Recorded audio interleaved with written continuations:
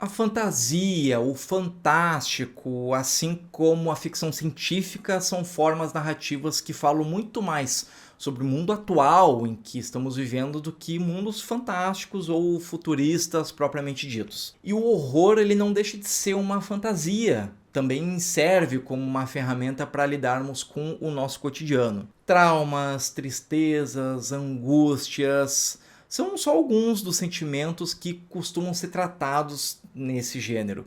E ver um filme brasileiro trabalhando essas temáticas numa narrativa de horror cósmico, um gênero criado pelo escritor de literatura de horror estadunidense, o H.P. Lovecraft, é um aceno bastante empolgado para o horror nacional. Esse é Abraço de Mãe.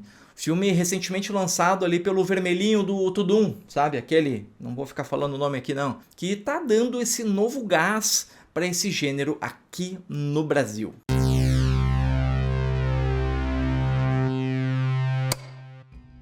Em Abraço de Mãe, acompanhamos Ana, uma bombeira interpretada por Marjorie este ano. Não vou fazer piada com o ano passado ou o ano que vem, tá? Então esquece. Que está retornando à ativa após alguns meses afastada por conta de um acontecimento bastante traumático durante uma ação em um incêndio. Ambientado ali durante a tempestade que assolou realmente o estado do Rio de Janeiro em 1996, que acabou deixando muitos mortos e desabrigados devido ali às enchentes e desabamentos, a equipe de Ana é acionada para atender um chamado numa casa de repouso que estaria desabando. Mas Ana e a sua equipe acabam passando ali por alguns perrengues inexplicáveis, tanto para ela quanto para nós mesmos espectadores. Bom, eu comentei que o horror é uma ferramenta para lidarmos com o nosso cotidiano, pois durante o filme nós somos apresentados aos fantasmas do passado de Ana. Isso porque nós vemos um momento do passado dela ali pelos seus 9 anos de idade que a marcou profundamente. Primeiramente,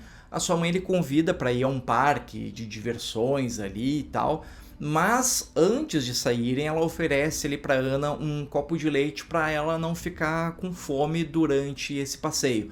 Mas o sabor desse leite estava meio estranho, assim, então, né? A menina reclama ali. Então a gente já pode até entender, né, essa ideia, mas é mostrado mais tarde que na verdade a sua mãe colocou um tipo de remédio no leite para lhe dar sono. Durante a visita ali no parque, as duas entram numa atração chamada Boneca Anatômica, que é uma espécie ali de casa do terror, mas que ao invés de ser uma casa assombrada com fantasmas, monstros e tudo mais, é literalmente o interior do corpo feminino, onde entramos pela boca, passamos pelo esôfago, vemos os pulmões e chegamos no útero, que está fecundado e é ali em desenvolvimento a um embrião. Ao retornarem para casa, ambas acabam adormecendo, com a mãe de Ana abraçando ela num sono profundo. Quando Ana se acorda com o cheiro de fumaça, a sala está pegando fogo. Ana está presa em meio às chamas e a sua mãe não acorda devido aos remédios que ela também tomou. Retornamos então a 1996, quando descobrimos que Ana ficou afastada do trabalho por ter ficado paralisada em choque durante um atendimento ali a um incêndio, pouco tempo depois de ela ter descoberto que a sua mãe havia morrido. Ana voltou ao trabalho depois de um acompanhamento psiquiátrico e está ali no seu primeiro grande chamado, que é essa casa de repouso praticamente caindo aos pedaços, com os idosos agindo assim do modo meio estranho, numa espécie de torpor, sabe? Algo sem eles estarem com uma plena consciência do que está acontecendo. A dona do casarão não quer a presença dos bombeiros ali no local, mas o administrador do casarão, que fala espanhol e provavelmente é um sul-americano, ele presta essa assistência ali à equipe. E durante a avaliação dos bombeiros pelo casarão, algumas coisas estranhas começam a acontecer envolvendo ali os residentes, os visitantes que levam novas pessoas para residirem ali, os próprios proprietário e funcionário ali da casa.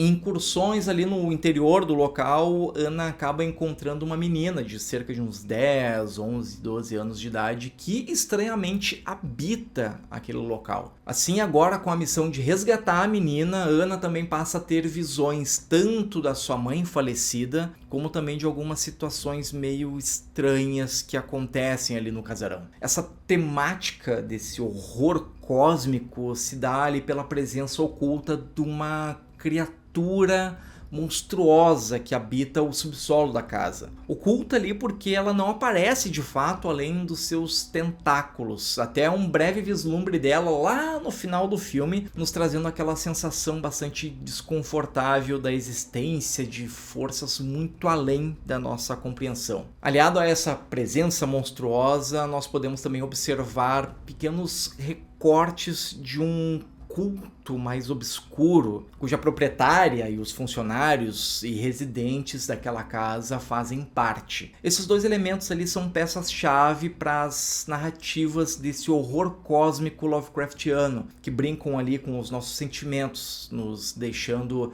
bastante desconfortáveis ali com as situações que beiram ao absurdo do racional. Isso porque o próprio Lovecraft já dizia: a emoção mais antiga e mais forte da humanidade é o medo. E o mais antigo e mais forte de todos os medos é o medo do desconhecido. E aqui nós somos colocados diante de dois elementos desconhecidos: uma seita maluca de pessoas estranhas com os olhos brilhantes e roupas bizarras, e uma criatura abissal que vive sob as entranhas da terra sobre a qual aquela casa foi construída. Paralelo a tudo isso, nós acompanhamos e vivenciamos os traumas de Ana, com uma mãe que teria drogado ela quando criança para que elas pudessem ter morrido juntas nesse incêndio provocado pela própria mãe, que é o que dá a entender ali, que estaria sofrendo de uma depressão, algo assim. A narrativa dá a entender que Ana foi retirada dos cuidados ali da sua mãe, que por sua vez foi internada num hospital psiquiátrico. A Ana, ela teria uma certa raiva, um desprezo pela própria mãe,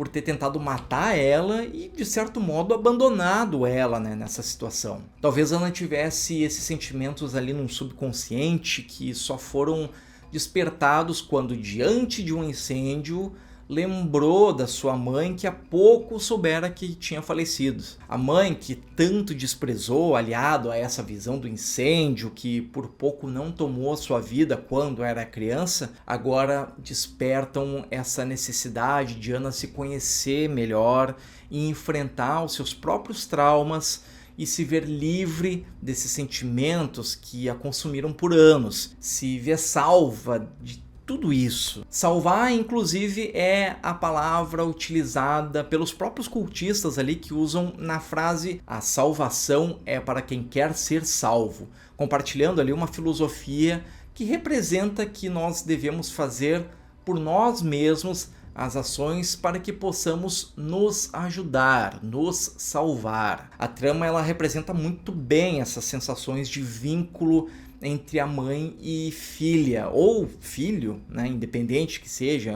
Estamos falando aqui da relação entre uma genitora e a sua prole, dos vínculos maternais representados pelo útero ali no brinquedo ali do parque de diversões, ou os tentáculos dessa obscura criatura que em determinados momentos ali, mais pro final do filme, representam literalmente, mostra muito bem ali, um cordão umbilical, essa estrutura do corpo humano que liga o feto à placenta e é fundamental para o desenvolvimento, do crescimento do bebê durante a gestação, que é o primeiro e mais importante vínculo entre uma mãe e a sua criança. Um vínculo esse aí que naturalmente deveria durar a vida inteira, mas que foi perdido ainda na infância de Ana. Durante toda a ação dentro da casa, além de acompanharmos essa espécie de salvação da Ana com relação aos seus sentimentos pela sua mãe e tudo mais, ela também precisa salvar a menina que ela encontrou,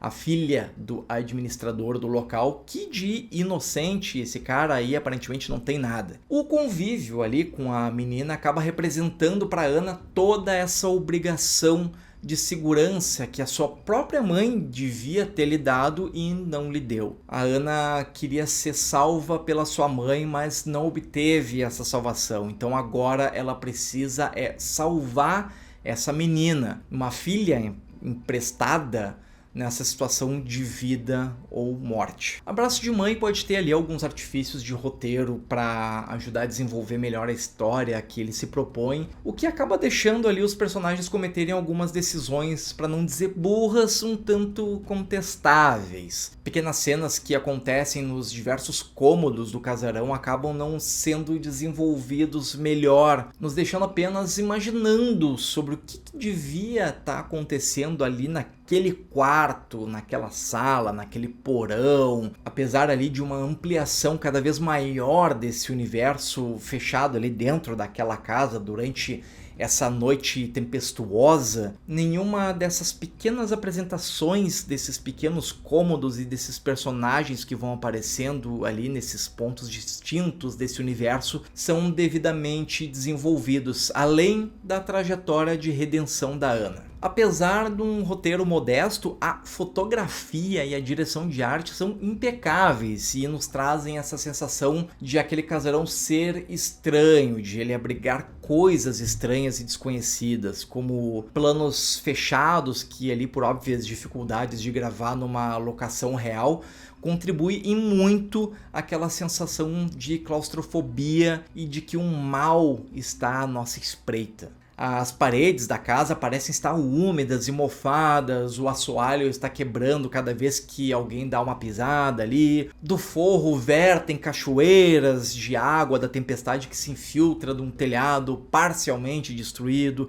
Todos esses elementos contribuem positivamente para essa imersão nesse universo desconhecido. A ambientação da histórica tempestade lá do Rio de Janeiro também ajuda em muito na ambientação, tornando muito mais verossímil essa situação, mesmo que absurda, de horror, a presença de uma equipe de bombeiros que fica isolada, sem comunicação ou ajuda, em uma das maiores e mais importantes metrópoles do Brasil. Assim, eu vejo que Abraço de Mãe representa uma linguagem cinematográfica nacional com bastante potencial de sucesso aqui no Brasil e talvez até no exterior. Nos últimos anos nós tivemos aí títulos maiores como O Lobo Atrás da Porta, de 2013, O Animal Cordial, de 2017, Morto Não Fala, de 2018, também como produções menores e mais independentes, como Quando Eu Era Vivo, de 2014,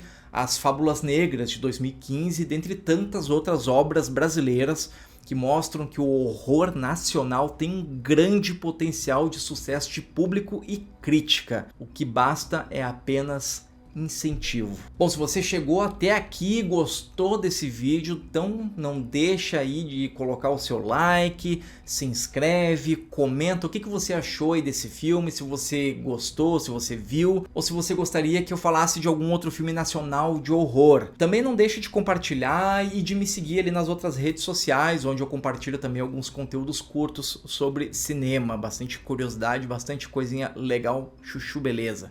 Então, muito obrigado e até mais.